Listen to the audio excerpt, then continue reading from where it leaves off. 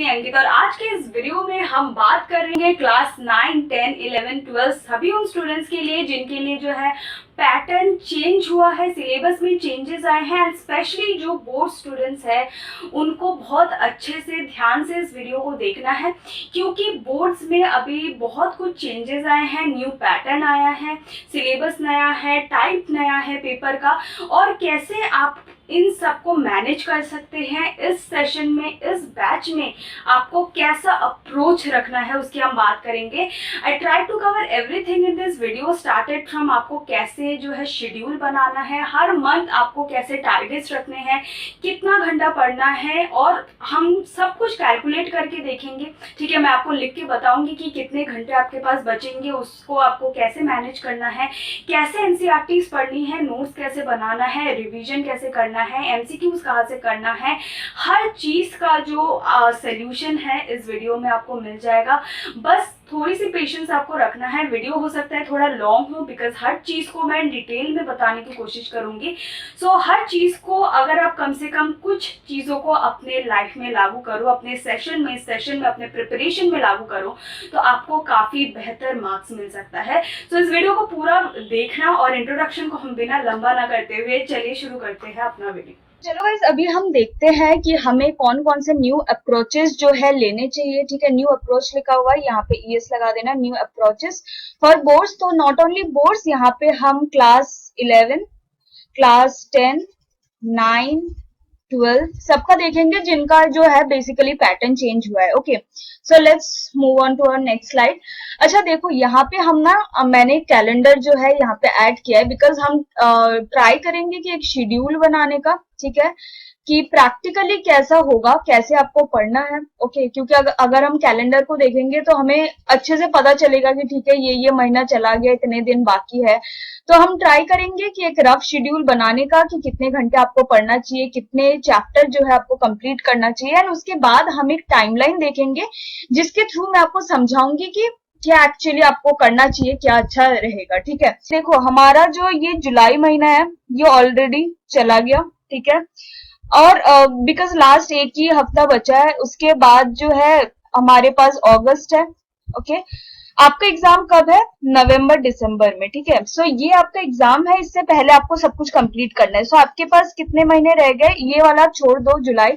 जिन्होंने जुलाई में थोड़ा बहुत पढ़ा है बहुत अच्छी बात है, और जिन्होंने नहीं पढ़ा प्लीज आप लोग अगस्त से जरूर शुरू कर देना इस बार। ठीक है, सो अगस्त रह गया आपके पास एक महीना, यहाँ पे सितंबर है दूसरा महीना, और यहाँ पे है अक्टूबर तीसरा महीना, नवंबर दिसंबर में आपका एग्जाम है। ठीक है, और ये हो गया आपका टर्म वन हो गया आपका। ठीक है, एंड इसके बाद आपका शुरू होगा टर्म 2 जिसमें आपको जनवरी मिलेगा, फेब मिलेगा, मार्च और अप्रैल में आपका एग्जाम है। ठीक है, तो ये दोनों मंथ को हम ले नहीं सकते, फेब और जनवरी हमारे पास है, मीन्स ओनली 2 मंथ्स लेफ्ट। ठीक है, 2 मंथ्स हमारे पास रह जाएगा टर्म 2 के लिए। ओके, सो क्या करना है, देखो जुलाई का हम नहीं मानते हैं, जुलाई आपके पास था तो जिसने भी जुलाई महीने को अच्छे से यूटिलाइज किया है बहुत अच्छी बात है, बट अगस्त से हम देखते हैं आपको करना क्या है। अब देखो किसी किसी का एग्जाम हो रहा होगा जुलाई में या फिर अगस्त में हो रहा होगा, जो आपका यूनिट टेस्ट होता है ना, तो काफी सारे स्कूल में यूनिट टेस्ट होते हैं, और जो स्कूलिंग नहीं करते मीन्स जो डिस्टेंस लर्निंग करते हैं उनके लिए शायद कुछ अलग हो। सो बेसिक सी बात है कि एक यूनिट टेस्ट आपका होगा, ठीक है, तो उसमें भी समझ जाएगा। मान लो हम मान लेते हैं यहाँ पे 4 वीक्स है तो इसमें से एक वीक एक हफ्ता चला गया, 1.5 वीक्स हम मान लेते हैं। देखो यार, आपके पास 24 घंटे हैं, ओके, पर आप पूरे 24 घंटे को यूज नहीं कर सकते। ठीक है, 8 घंटे जो है आपको सोना है, कोई 6 घंटा सोता है, कोई 7 घंटा सोता है, मैं एक मान के चलती हूँ 8 घंटा आपको सोना है। तो आपके पास कितने घंटे रह गए, कितने घंटे रह गए? 16 घंटे रह गए। 16 घंटे में से देखो 4 घंटा मान लो आपको ऑनलाइन क्लास चलता है, 4, 5, 6 घंटा, सो हम 4 घंटा मान लेते हैं। ओके, उसके बाद आपको जो है नहाना भी होता है, खाना भी होता है, उसके बाद रेस्ट करना, मोबाइल करना, उसमें 3 घंटे चले गए। ठीक है, और किसमें आपके 16 घंटे जा सकते हैं? बाकी जो डिनर विनर हो गया, खाना वाना खाना है, ठीक है, 1 घंटा हम और मान लेते हैं।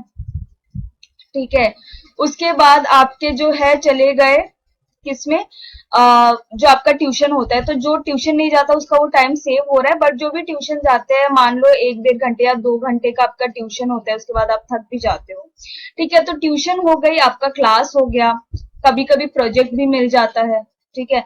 हर टाइम नहीं मिलता पर कभी कभी मिल जाता है, होमवर्क मिल जाता है, तो उसके लिए हम 1-1.5 घंटा 2 घंटा जितना भी आपको चाहिए, तो हमारे पास 16 घंटे जो होते हैं उसमें से भी इतने सारे काम करने होते हैं, ठीक है। अब आपके पास टाइम कितना बचा, देखो 16 घंटे में से 2 घंटे चले गए, 14 घंटे हो गए, ठीक है।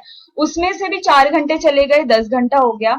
यहाँ से 3 घंटा चला गया, 7 घंटे हो गए, ठीक है। 7 6 घंटा हो गया, 5, या फिर आपके पास जो है 4.5 घंटा बचता है, ठीक है। या फिर हम 4 घंटे मान लेते हैं, 4 आवर्स मैक्सिमम आपके पास जो है 4 5 6 घंटे ऐसे बच जाएंगे। अगर आप ट्यूशन नहीं जाते तो +2 और लगा लेना, 6 घंटे बच गए, ठीक है। कभी आपके पास होमवर्क नहीं हुआ तो +2 घंटा और बच गया, ठीक है।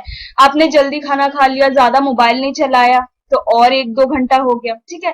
तो ये आप ध्यान रखना, 4 घंटे आपके पास होंगे, उसके बाद आप जितना टाइम सेव करोगे हर चीज में आपके साथ ये ऐड होता जाएगा। तो हम मानते हैं आपके पास 4 घंटा है। अब 4 घंटे में आपको करना क्या है, देखो 4 घंटे में आपको करनी है सेल्फ स्टडी, ओके। अब ट्यूशन जाते हो चाहे ऑनलाइन क्लास जाते हो फर्क नहीं पड़ता, बट अगर आप सेल्फ स्टडी नहीं करते हो तो उनका भी कोई मतलब नहीं होता। अब 4 घंटे में देखो आप क्या कर सकते हो, आपके चैप्टर्स कितने आ रहे हैं टोटल, अगर हम सिलेबस में देखें, सो टोटल चैप्टर 6-7 आ रहे होंगे टर्म 1 में, ठीक है। 6-7 चैप्टर्स आपके आ रहे होंगे, सॉरी ये मैंने ईयर लिख दी, यहाँ पे चैप्टर्स होता है, ठीक है। 6-7 चैप्टर्स आ रहे होंगे आपके। अब आप अगर 4 घंटे भी पढ़ते हो ना, ठीक है, तो पहला 1 घंटा जो है आप क्या कर सकते हो, वीडियो वगैरह देख सकते हो, ठीक है। 4 घंटे में जो है आप बुक की एक रीडिंग लगा सकते हो, ठीक है। तो रोज जो आपको 4 घंटे मिलेंगे, 5 घंटे मिलेंगे, 6 घंटे मिलेंगे, आपको जो है चैप्टर्स को अच्छे से पढ़ना है। सो आप क्या कर सकते हो, 4 घंटे मिले हैं, लेट सपोज हमें कोई चैप्टर शुरू करना है, हिस्ट्री का, पॉलिटिकल साइंस का, या फिर कोई भी सब्जेक्ट आप ले लो, चैप्टर शुरू करना है, तो सबसे पहले आप थोड़ा बहुत वीडियो देख सकते हो ताकि वो चैप्टर आपको अच्छे से समझ में आ जाए। वीडियो कितनी देर की होगी, 30 मिनट की, 40 मिनट की, या फिर 1 घंटे की, कितना भी हो, मतलब 30-40 1 घंटा। अगर 1 घंटे का हो गया तो 1.2x में लगा के देखो, ठीक है। सो आप क्या कर सकते हो, पहले उनको उनमें वीडियोस देख सकते हो। तो 4 घंटे में से मान लो आपके पास जो 1 घंटा था आपने क्या किया, उसमें वीडियोस देखे, ठीक है। अब आपके पास 3 घंटे और बच गए, ठीक है। इन 3 घंटे में आप बुक को पढ़ सकते हो, ठीक है, कॉन्सेप्ट्स को समझ सकते हो, ठीक है। तो मतलब एक दिन में आप वीडियो भी देख सकते हो प्लस आप बुक पढ़ सकते हो, जो भी चैप्टर की आपने वीडियो देखी है उसकी रीडिंग आप कर सकते हो, ठीक है। इससे क्या होगा, आपको थोड़ा सा समझ आने लगेगा। अब देखो आपने ऑनलाइन क्लास में भी पढ़ा है, आपने ट्यूशन में भी पढ़ा है, तो चीजें तो आपके दिमाग में क्लियर हो गई होगी। फिर भी क्लियर नहीं है तो आप कोई वीडियोस देख सकते हो ऑनलाइन, ठीक है। उसके बाद आप क्या करना, या फिर उससे रिलेटेड कोई भी मटेरियल पढ़ना ताकि आपको चैप्टर पढ़ने में इजी हो। एक रीडिंग तो कम से कम मार ही सकते हो, ठीक है। अगर चैप्टर छोटा है, अगर 10 पन्ने हैं, 20 पन्ने हैं, आराम से आप जो है 3 घंटे में उसको कंप्लीट कर सकते हो, ठीक है। तो अब देखो हमारे पास मान लो ये वाला हफ्ता आपका टेस्ट कभी भी हो सकता है, ठीक है। मुझे नहीं पता एग्जैक्टली क्योंकि सभी के स्कूल में अलग अलग टाइमिंग होगा। तो हम मान लेते हैं 15 से 31 तक का डेट, ठीक है। और यहाँ से 12 से 12 13 14, मतलब आपके पास 3 वीक्स हो गए, ठीक है। टोटल आपके पास 3 वीक्स हो गए मान लो। इन 3 वीक्स में आपको क्या करना है, 3-3 दिन आपको अलॉट करना है एक एक चैप्टर के लिए। फर्स्ट डे मान लो हम 12 तारीख से एक चैप्टर पढ़ना स्टार्ट कर रहे हैं, 12 को हम क्या करेंगे, चैप्टर की कोई वीडियो देख लेंगे, कोई मटेरियल उससे रिलेटेड पढ़ेंगे, प्लस हम क्या करेंगे, चैप्टर की रीडिंग करेंगे, फर्स्ट रीडिंग करेंगे और चीजें जो है थोड़ी समझने की कोशिश करेंगे, कॉन्सेप्ट में क्लैरिटी लाएंगे। सेकेंड रीडिंग में, यहाँ पे सेकेंड डे में हम क्या करेंगे, सेकेंड रीडिंग करेंगे, ठीक है। सेकेंड डे में हम क्या करेंगे, सेकेंड रीडिंग करेंगे, प्लस साथ में चीजें हाईलाइट भी करेंगे और नोट्स भी बनाएंगे, ठीक है। और थर्ड डे आपका है रिवीजन करने के लिए, एमसीक्यूज देखने के लिए, या फिर कभी ऐसा होता है कि एक दिन पढ़ने का मन नहीं किया, ठीक है, या फिर हमने 13 तारीख को हम पढ़ नहीं पाए, कुछ था कॉलेज स्कूल के बाद हम थक गए, सो गए, तो हो सकता है कि आपने चीजों को कवर कर ही नहीं पाए। सो इसलिए एक दिन एक्स्ट्रा, ताकि आप चीजों को कवर कर लो, रिवीजन कर लो, एमसीक्यूज कर लो, ठीक है। सो फर्स्ट जो 3 दिन हम अलॉट कर रहे हैं एक चैप्टर के लिए, ठीक है। अब मैंने आपको बोला आपके पास 4 घंटे हैं, ठीक है, कम से कम आप सेल्फ स्टडी तो कर ही सकते हो, उसमें भी 2-2 घंटे अलॉट कर दो, ठीक है। सो ये मान लो आप कोई भी एक सब्जेक्ट पढ़ रहे हो, लेट्स सपोज हिस्ट्री, और यहाँ पे आप क्या पढ़ रहे हो, लेट्स सपोज ज्योग्राफी, ठीक है। सो अब हिस्ट्री 2 घंटे पढ़ो, ज्योग्राफी 2 घंटे पढ़ो, ठीक है। इसमें 2 घंटे में आपको आधे 30 मिनट्स जो है कोई भी वीडियो देख लेनी है, 40 मिनट्स का भी जैसा भी है वीडियो आप देख सकते हो। उसके बाद जो है 1 घंटा रीडिंग कर सकते हो, ठीक है। और सेकंड जो स्लॉट होगा उसमें आप कोई और सब्जेक्ट पढ़ सकते हो, ओके। या फिर एक दिन आप कोई एक सब्जेक्ट पकड़ के बैठ सकते हो, क्योंकि बहुत बच्चों का होता है कि एक सब्जेक्ट से वो बोर हो जाते हैं, सो उनको चेंज चाहिए होता है, तो आप 2 सब्जेक्ट ले सकते हो, या फिर आप एक सब्जेक्ट पढ़ सकते हो। सो ऐसे करके हमारा क्या होगा, एक चैप्टर अच्छे से कंप्लीट हो जाएगा। अब आपके पास इतने सारे दिन हैं, ऐसे करके आप स्लॉट्स डिवाइड कर लो, ठीक है। ऐसे करके हम स्लॉट्स डिवाइड कर लेंगे और ऐसे करके हम अपने चैप्टर्स को कंप्लीट करेंगे। देखो 1 2 3 4 5 6 6 स्लॉट जो है आपके बने हैं, तो आराम से आप 6 चैप्टर जो है कंप्लीट कर सकते हो।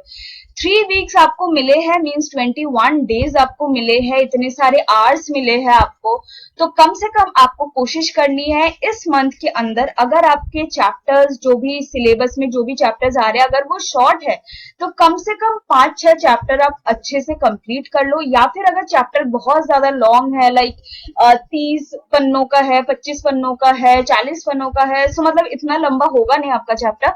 बट अगर कोई भी चैप्टर आपको लेंदी लगता है, थोड़ा डिफिकल्ट लगता है समझने में, तो आप उस केस में क्या कर सकते हो कि 3 हफ्ते में आप 4 to 5 या 3 चैप्टर्स एटलीस्ट कंप्लीट करो। 3 चैप्टर कम हो जाएगा, एटलीस्ट ट्राई करना कि 4 चैप्टर्स आप कर पाओ।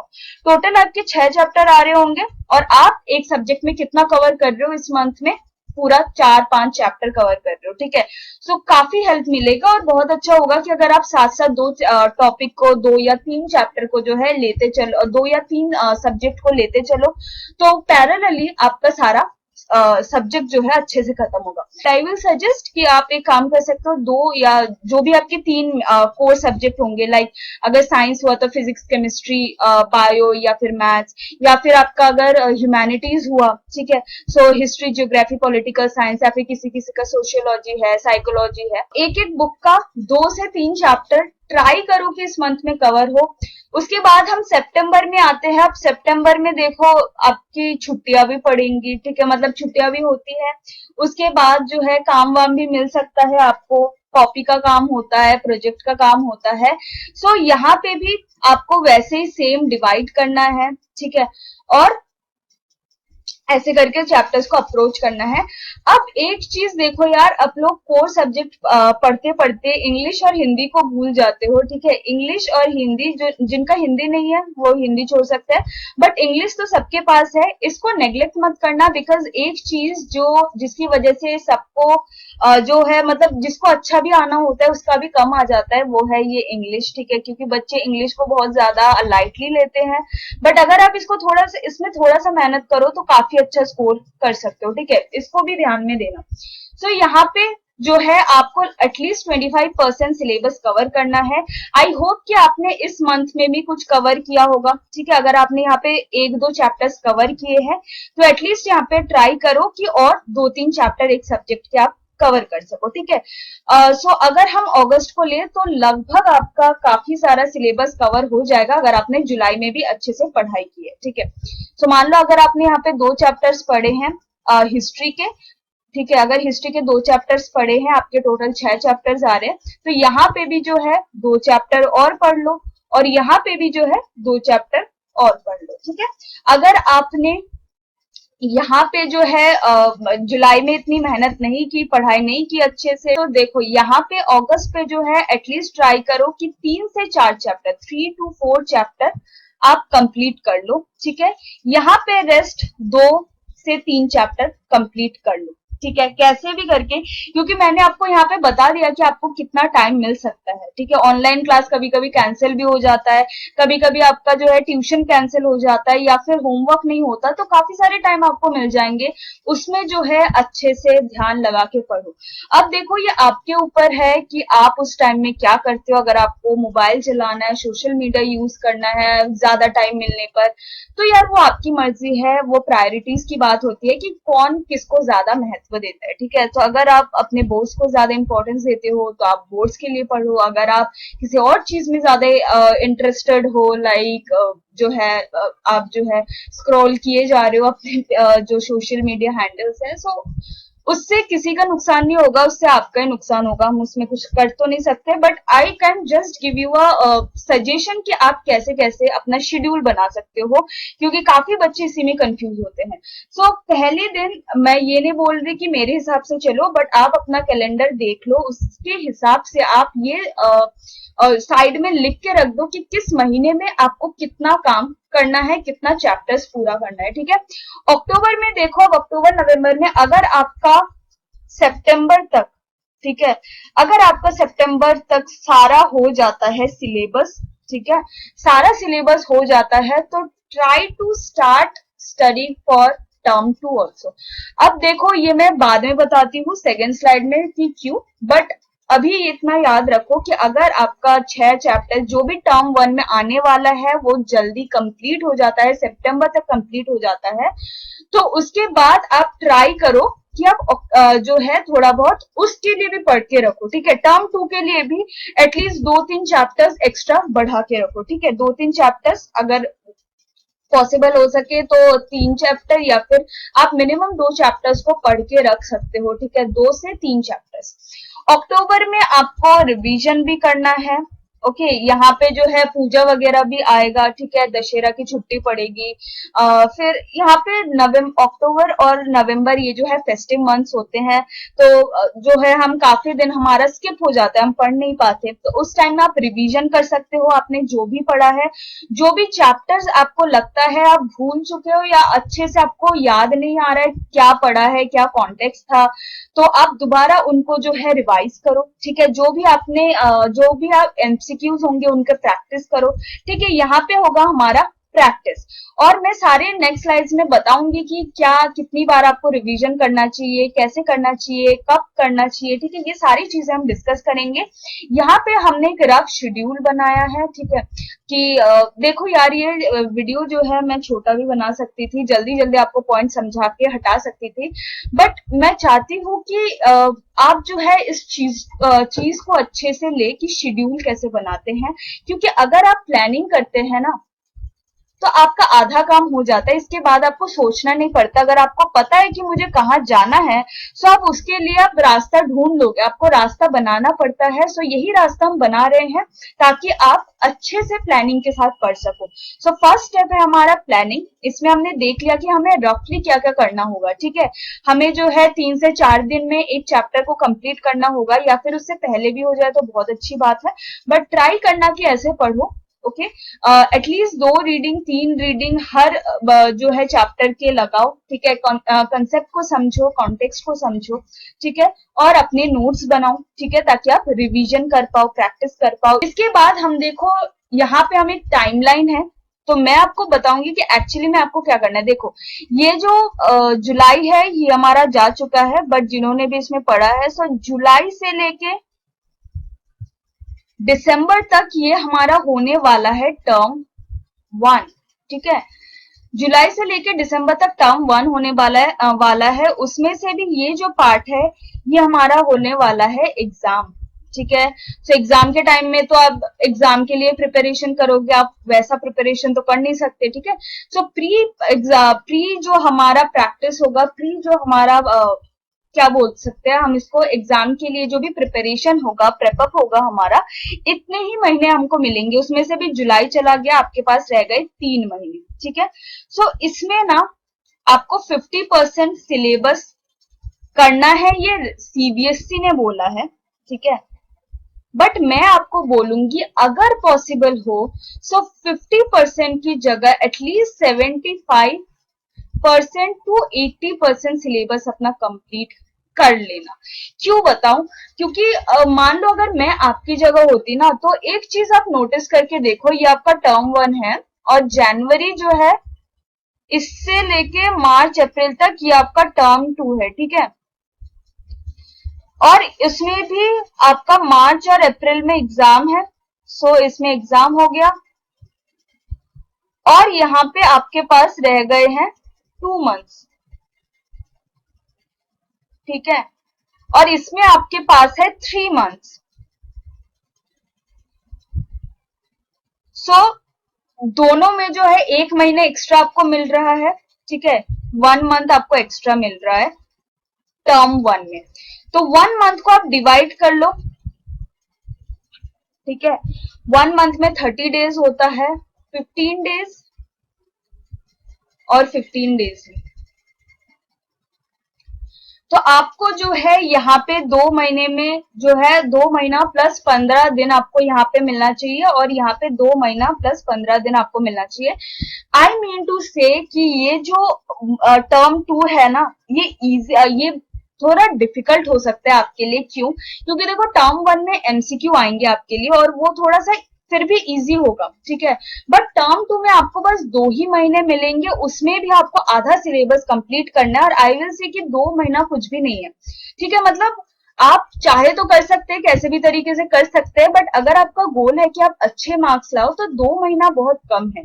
सो इसलिए अच्छा होगा कि अगर आप जुलाई, अगस्त, सितंबर में, ठीक है, और अक्टूबर में अगर आप अपने टर्म 1 के साथ साथ टर्म 2 का भी आधा प्रिपरेशन कर ले तो काफी फायदे में रहोगे। क्योंकि टर्म 2 में देखो क्या हो सकता है, अगर कोरोना के केसेस कम हुए तो आपका जो है एग्जाम हो सकता है सेंटर में या स्कूल में, ठीक है। और अगर ओपन हुआ स्कूल या सेंटर, अगर ओपन हुआ तो उसमें जो है आपको लॉन्ग क्वेश्चंस भी आ सकते हैं, क्योंकि ये लिखा हुआ है, ठीक है। एमसीक्यू के साथ साथ मतलब लॉन्ग क्वेश्चंस भी आने के चांसेस है।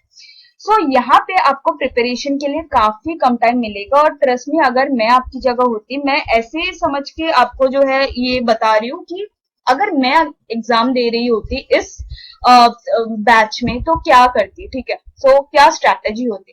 अब देखो यहाँ पे आपको ज्यादा टाइम मिल रहा है तो why not to utilise it. So अगर आप यहाँ पे 6 चैप्टर्स कंप्लीट कर लेते हो टर्म 1 का, ऐसा मत करना कि टर्म 2 का पढ़ने लगे, टर्म 1 का ही हमने छोड़ दिया, ऐसा भी नहीं करना आपको।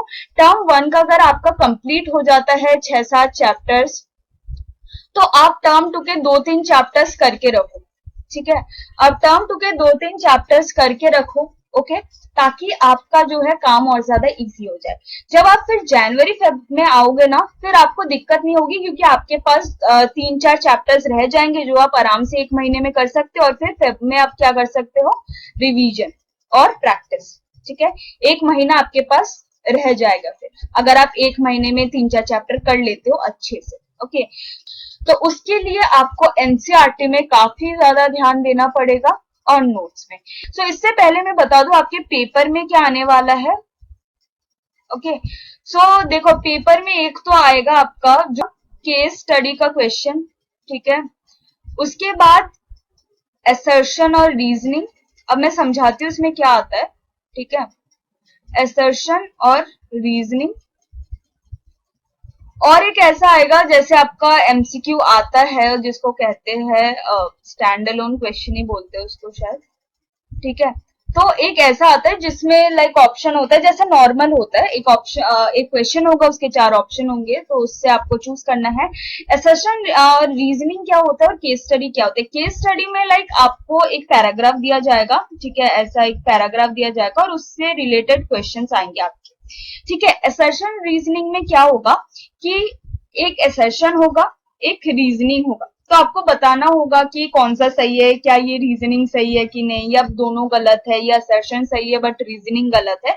तो ऐसे टाइप का क्वेश्चन आपका आएगा। और स्टैंड अलोन क्वेश्चन में एक क्वेश्चन होगा, उसके 4 ऑप्शन होंगे, ये जो जैसे आते हैं आप जैसे एमसीक्यू एक्सपेक्ट करते हो। So assertion reasoning case study based question आपने देखे होंगे, जो भी गवर्नमेंट एग्जाम के पेपर्स वगैरह होते हैं उसमें भी आता है, ठीक है। सो आपने देखा होगा। अब देखो एनसीईआरटी आपको कैसे पढ़ना है।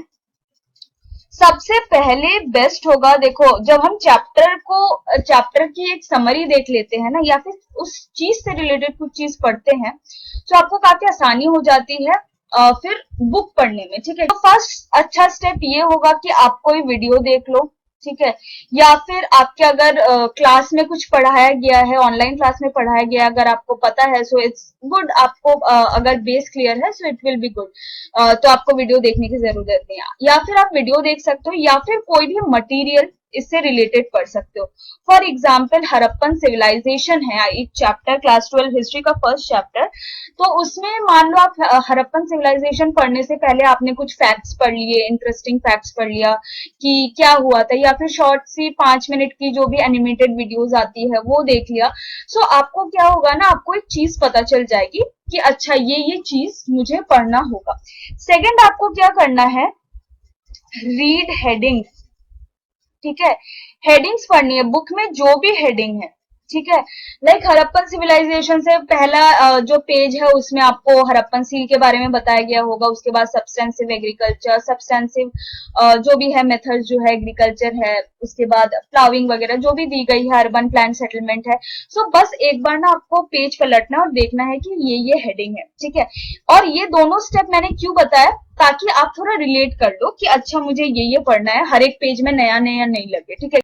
उसके बाद थर्ड पॉइंट है कि आप फर्स्ट जो है इसकी रीडिंग करो, ठीक है, फर्स्ट रीडिंग। अब फर्स्ट रीडिंग में देखो आपको आसानी होगी क्योंकि आपने वीडियो भी देख लिया, आपको पता है आप क्या पढ़ रहे हो, आपने हेडिंग्स रीड कर ली, आपको पता है आप क्या पढ़ने वाले हो, और उसके बाद फर्स्ट रीडिंग करो, ठीक है। तो आप उसमें जो है फर्स्ट रीडिंग करो और थोड़ा बहुत समझने की कोशिश करो कॉन्सेप्ट को, ठीक है।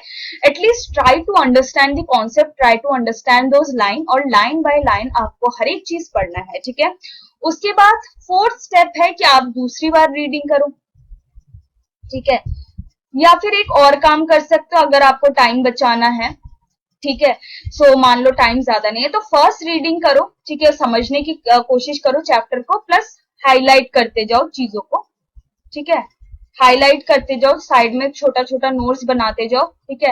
लाइक ये बुक है, बुक का पेज है आपका, ठीक है, ये हेडिंग है चैप्टर की, यहाँ पे लिखी हुई है कंटेंट। सो यहाँ पे जो रफ जगह होती है यहाँ पे आप छोटे छोटे पॉइंट्स लिख सकते हो, ओके। सो ये आप कर सकते हो अगर आपके पास टाइम नहीं है, नहीं तो सेकेंड रीडिंग करना है और उसमें आपको हाईलाइट करना स्टार्ट करना है, ठीक है। जो भी पॉइंट्स आपको इंपॉर्टेंट लग रहे हैं, ठीक है, जो भी चीज आपको इंपॉर्टेंट लग रही है, वन लाइनर्स है, डेफिनेशन है, या फिर कोई इंपॉर्टेंट साइट है, कोई इंपॉर्टेंट फैक्ट है, तो उन सारी चीजों को, कोई इंपॉर्टेंट अगर फॉर्मूला हो गया, ठीक है, या फिर कोई इंपॉर्टेंट कुछ भी जो आपको इंपॉर्टेंट लग रहा हो तो उसको आपको मार्क करना है। पूरी बुक को हाईलाइट करके नहीं बैठना है क्योंकि पूरी बुक आपके लिए इंपॉर्टेंट जरूर है बट उसमें से भी मोस्ट इंपॉर्टेंट चीज को आपको ढूंढ निकालना है। फिफ्थ स्टेप यही है, अगर बुक के पीछे कोई एमसीक्यू है और 1 मार्क्स क्वेश्चन है उसको देखना है, ठीक है, उसको देखना है। देखो ये स्टेप जो है डिफरेंट है क्योंकि आपको यहाँ पे आप क्वेश्चन आंसर्स को रटने नहीं है, ठीक है, क्वेश्चन आंसर्स को लर्न करने की जरूरत नहीं है। आपको एमसीक्यूज आप जितना सॉल्व करोगे, 1 मार्क्स से क्वेश्चन जितना सॉल्व करोगे आपको उतना फायदा होगा। सो इस बार आपको एनसीईआरटी के पीछे जो भी क्वेश्चन है, बैक क्वेश्चन, उनके लेंदी 8 मार्क्स के, 6 मार्क्स के, 4 मार्क्स के आंसर्स ढूंढने की जरूरत नहीं है, रट्टा मारने की जरूरत बिल्कुल नहीं है। जो आप लोग हिस्ट्री, पॉल साइंस वगैरह में क्वेश्चन नहीं आता था तो आप लोग कहानियां बनाते बैठते थे, ठीक है, थोड़ा बहुत कंटेंट याद आ गया तो उससे आपने अपनी स्टोरी बना दी, तो वैसी चीज की अभी जरूरत आपको पड़ेगी नहीं। इसलिए आप रट्टा मारने की जगह आप चीजों को समझने की कोशिश करो और जो है प्रैक्टिस करने की कोशिश करो। सो ऐसे करके आपको एनसीईआरटी पढ़नी है। पहले जो है रिलेटेबल करना है, मटेरियल देखना है, रीड करना है, हेडिंग्स को रीड करना है, फर्स्ट रीडिंग लगानी है, सेकेंड रीडिंग लगानी है, या फिर ये वाला जो स्टेप है आप इसके बाद भी कर सकते हो, ठीक है, हेडिंग्स पढ़ने के बाद क्वेश्चन आंसर पढ़ लिया, उसके बाद आप रीड कर सकते हो, ठीक है। सो ऐसे करके आपको एनसीईआरटी बहुत अच्छे से हो जाएगा। ये जो चीज है ना, ये 3 स्टेप ये आपको एक दिन में हो जाएगा, ठीक है। वीडियो कितनी लंबी होती है, ठीक है, 4-5 घंटे की वीडियो होगी नहीं, ओके, 1 घंटे की होगी मैक्सिमम, या फिर 1 आवर 30 मिनट्स की होगी, या फिर 30 मिनट्स की होगी, 40 मिनट्स की होगी, ठीक है। इससे ज्यादा वीडियो लंबी नहीं होगी। अगर लेंदी ज्यादा होता है तो कोई शॉर्ट वीडियो ढूंढ लो या फिर स्पीड बढ़ा के वीडियो देख लो, ठीक है, यही बेस्ट तरीका है। और उसके बाद फर्स्ट रीडिंग लगानी है, उसके बाद है सेकेंड रीडिंग, प्लस यहाँ पे जो है नोट मेकिंग। ये मैं लिखना भूल गई, तो यहाँ पे नोट्स भी बनाने हैं आपको, ठीक है। अब इसके बाद क्या करना है, इसके बाद आपको अपनी एक नोटबुक बनानी है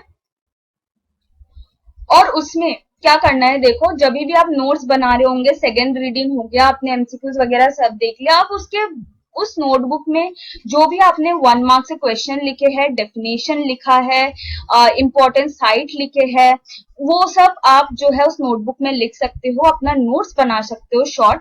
लाइक मान लो आपने एक फ्लो चार्ट बना दिया, फॉर एग्जाम्पल दिस इज, मान लो बुद्धिस्ट साइट्स है, ठीक है, बुद्धा वाला chapter, 4th chapter of class 12 history, जो हिस्ट्री के बच्चे वो समझ पाएंगे कि जो बुद्धिस्ट साइट्स है, ठीक है, उसमें 5-6 साइट्स है, तो आपने ऐसे करके फ्लो चार्ट बना दिया, ठीक है।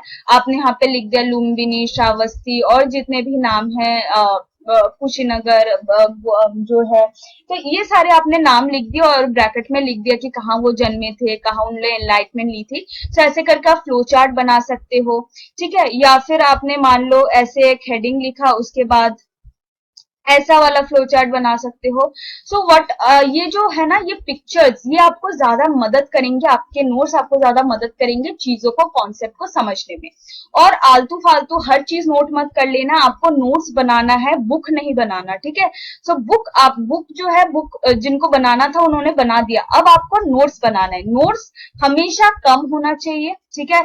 अगर आपके पास 10 पन्ने का आपके पास जो है चैप्टर है, तो 4-5 पन्नों में आपका नोट्स आ जाना चाहिए, ठीक है। उससे भी शॉर्ट में अगर आप एक पन्ने में बना देते हो, ठीक है, माइंड मैप की तरह, बहुत अच्छी बात है। सो हमेशा शॉर्ट नोट्स बनाने हैं और इंपॉर्टेंट पॉइंट्स को लिख के रखना है, ताकि जब आप रिवीजन करो आपको इजी रहे। उसके बाद देखो एमसीक्यू।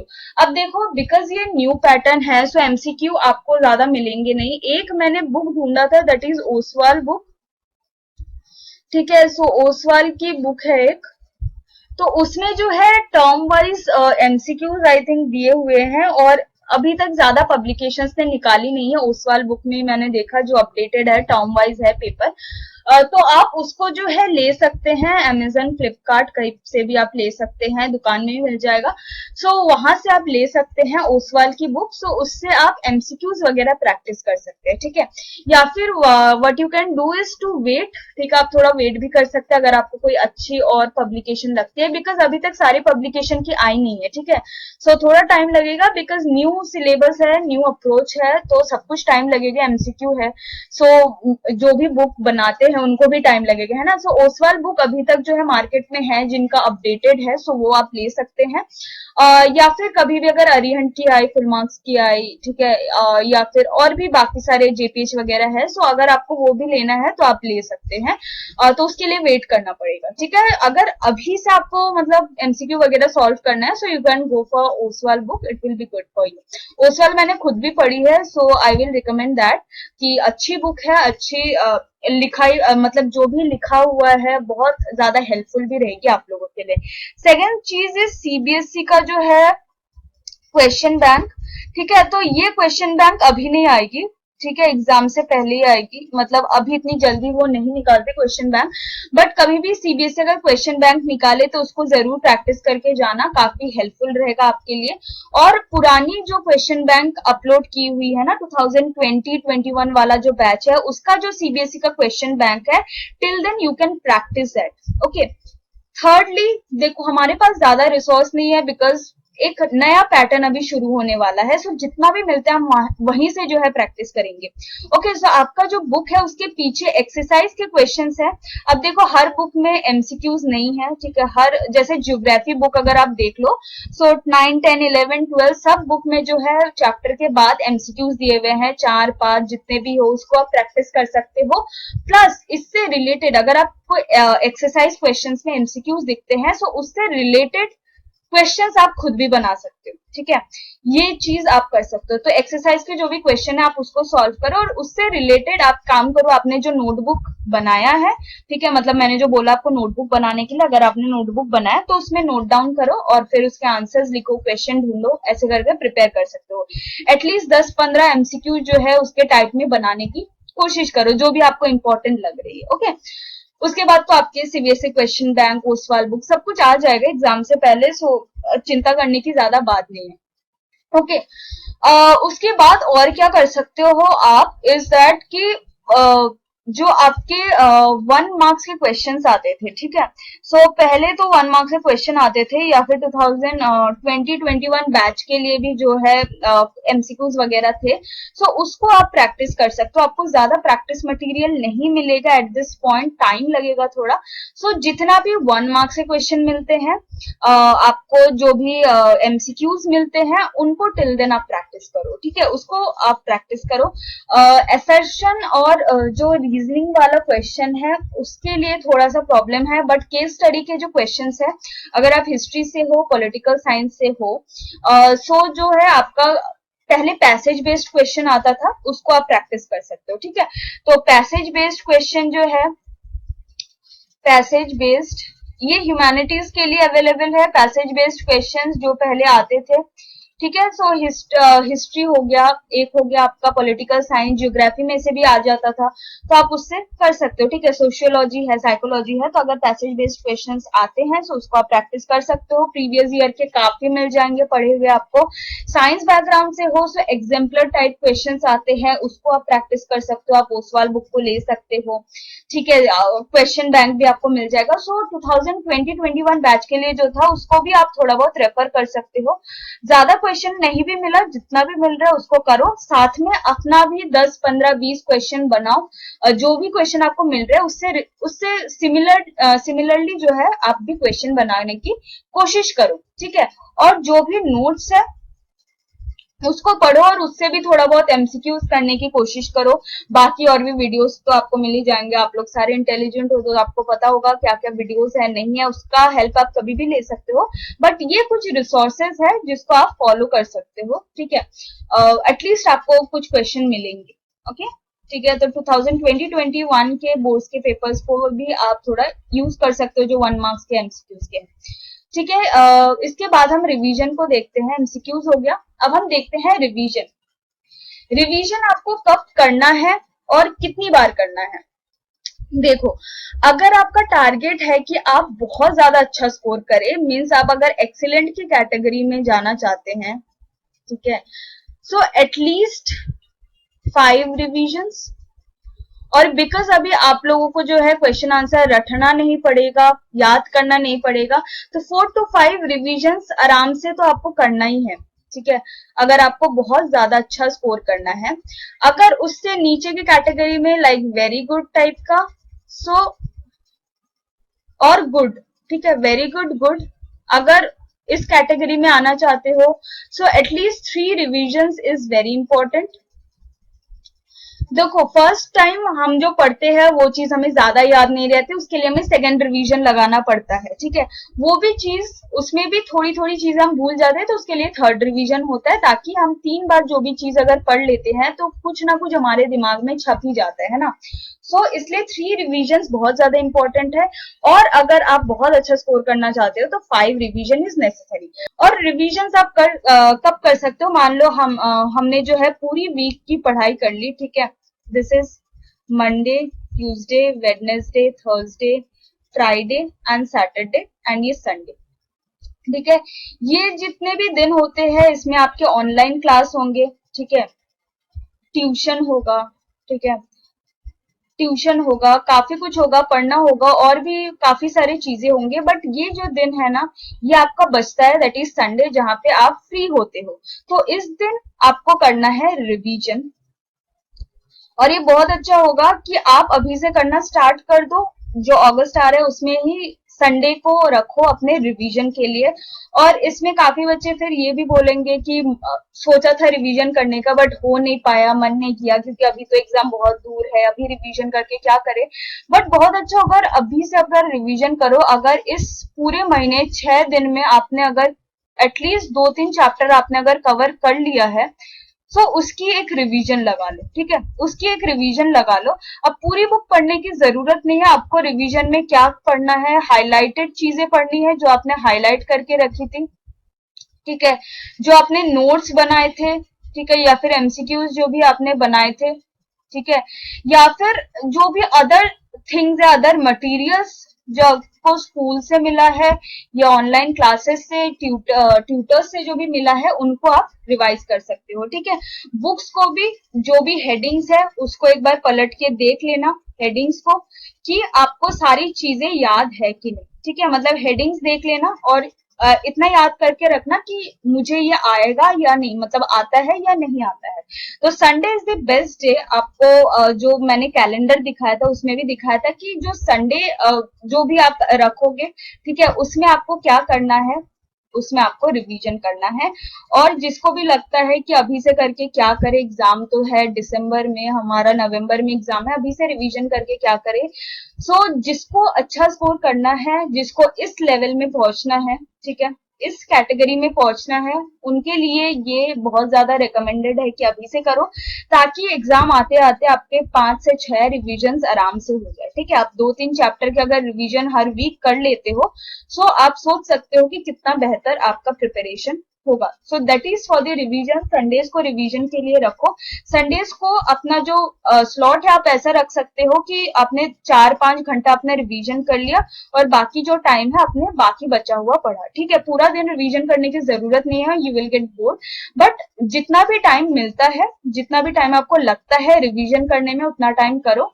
ठीक है, 4-5 घंटा रिवीजन करो, उसके बाद अपना नॉर्मल पढ़ाई पढ़ सकते हो। अगर कोई भी चीजें छूट गई है, कुछ लिखना है, कोई काम करना है, नोटबुक का काम है, कुछ भी है, तो उसको आप करते रहो। ठीक है, so that is all for the video. I hope you like this video. So कोई भी अगर क्वेश्चन है so you can comment me down in the comment box. आप मुझे इंस्टाग्राम पे फॉलो कर सकते हो, और कोई भी डाउट है so you can also email me in my email address. so ये ईमेल है, आप यहाँ पे कर सकते हो।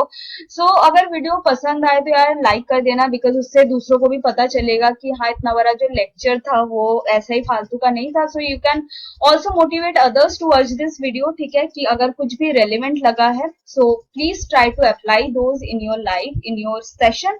I hope आपका अच्छा जाए, और अगर आप ये सब चीजें एक भी अप्लाई करते हो, कोई भी रिजल्ट मिलता है, so please do comment me down। मैं जरूर कमेंट पढ़ूंगी आपका। so thanks for watching।